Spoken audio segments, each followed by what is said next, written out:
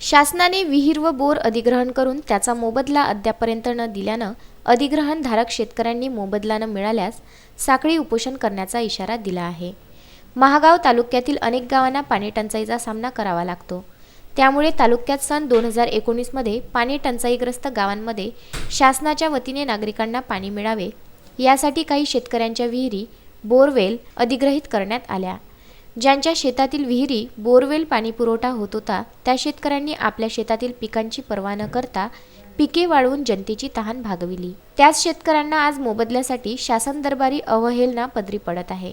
बोलतो माजी उपाध्यक्ष जिल्हा परिषद यवतमाळ। ह्या ज्या अधिग्रहणाचा विषय आहे, ज्या ज्या ग्रामपंचायतनी ज्या ज्या तारखेला ठराव दिले, ॲग्रीमेंट करून दिलं, त्या तारखेपासून शेतकऱ्यांना मोबदला मिळाला पाहिजेत होता। पण काही शासनाच्या धोरणानं काही कर्मचाऱ्याच्या चुकीमुळं सर्व कास्तकाराचं नुकसान झालेलं आहे। आणि पुढे चालून जेवढे नेते लोक आहे, जेवढे सरपंच लोक आहे गावातले, या ज्या गावाला पाणी टंचाई भासल, कोण्याही शेतकऱ्याला म्हणाल की बा तुझी विहीर अधिग्रहण करतो आम्ही, तो शेतकरी एकच म्हणणार आहे की बा मागच्याच विहिरीचे आम्हाला पैसे अधिग्रहणचे मिळाले नाही आणि पुन्हा आम्ही विहीर कशासाठी द्यावं। म्हणून शासनाने त्वरित हा प्रश्न निकाली काढावा आणि ज्या अधिग्रहण केलेल्या विहिरीचे मोबदला ताबडतोब देण्यात यावं। आणि याच्यासाठी आम्ही कलेक्टरकडे गेलो, एसडीओकडे गेलो, BDOकडे गेलो, तरी अजूनही कोणताही निर्णय झालेला नाही। हा जर निर्णय आम्ही आता 17 तारखेपासून उपोषणाला बसणार आहोत, त्या उपोषणामध्ये जर हा निकाली नाही निघाला विषय तर आम्ही एक दिवस रस्ता रोको करू। शासनाने ज्या शेतकऱ्यांच्या विहिरी बोरवेल अधिग्रहण केल्या त्यांना अजूनही मोबदला न दिल्यानं संतप्त अधिग्रहणधारक शेतकऱ्यांनी महागाव येथील तहसीलदार यांच्या मार्फत जिल्हाधिकाऱ्यांना निवेदन देऊन येत्या 15 फेब्रुवारीपर्यंत मोबदला न दिल्यास 16 फेब्रुवारीपासून साखळी उपोषण करण्याचा इशारा दिला आहे। मी गुलाब लोबा जाधव राणा साई जरा येथील शेतकरी असून मागच्या उन्हाळ्यामध्ये अत्यंत भीषण टंचाई पाण्याच्या बाबतीमध्ये होती।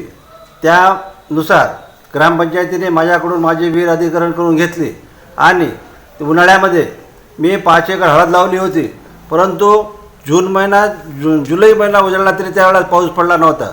त्यावेळेस माझे 5 एकर हळद वाळून मी लोकांना पाणी पाजलं आणि अशा परिस्थितीमध्ये माझं ते 5 एकर शेत पडीत राहिलं।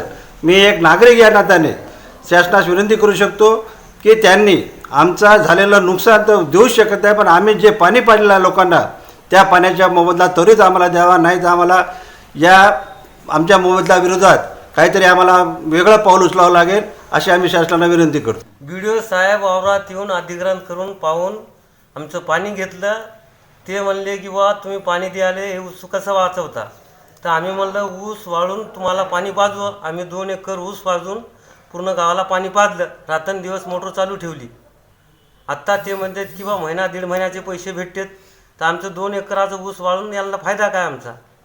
आम्हाला न्याय मिळावा असं आम्ही विनंती करतो। महागाव तालुक्यामध्ये वेळोवेळी ग्रामपंचायतीच्या मागणीनुसार काही शेतकरी आपल्या विहिरी पाणी पिण्यासाठी अधिग्रहण देत असतात, परंतु 2019 या काळामध्ये काही लोकांनी जानेवारीपासून, काही लोकांनी मार्चपासून, काही जणांनी फेब्रुवारीपासून वेळोवेळी आवश्यकतेनुसार विहिरी अधिग्रहण करून दिल्या। परंतु उपविभागीय अधिकारी उमरखेड यांनी या सर्व शेतकऱ्यांना 14 जून ते 30 जून या केवळ 15 दिवसाच्या काळातच मोबदला मंजूर केला आणि या सर्व शेतकऱ्यावर या कमी मोबदल्यामुळे अन्याय झालेला आहे। या सर्व शेतकऱ्यांनी प्रसंगी लोकांना पिण्यासाठी आपले पिके वाळवून पाणी दिलेलं आहे। आमच्या गप्पावर मागून ऊस वाळून गावातील लोकांना पाणी दिलेलं आहे। माझे 5 एकर पडीत गुलाबराव लोबा जाधव यांनी 5 एकर जमीन पडीत ठेवून पाणी दिलं। दौलत काकाने बी काही जमीन हे करून पाणी दिलं। अशा परिस्थितीत लोकांना पाणी पिण्याला देण्यासाठी लोकांनी आपली जमिनी पिके वाळवली, परंतु शासन अतिशय कमी मोबदला मंजूर करून हा शेतकऱ्यावर अन्याय करत आहे। यावेळी माजी जिल्हा परिषद उपाध्यक्ष दौलतराव नाईक, साईचे सरपंच गुलाब जाधव, सरपंच उपसरपंच संघटनेचे तालुका सचिव डॉक्टर धोंडीराव बोरुडकर, विजय महाजन, शेख गप्तार शेख उमर, दिलीप बुडाल, रामराव चव्हाण, भोजूसिंग जाधव, अविनाश जाधव, अनवर खान, उत्तम मेटकर, लक्ष्मी सुरोशे, शुभांगी बोरुळकर, शशिकला कदम, अविनाश राठोड, श्रावण जाधव, अजीज खान यांच्यासह इतर अधिग्रहणधारक शेतकरी उपस्थित होते. विनोद खोंडे, विदर्भ न्यूज, महागाव.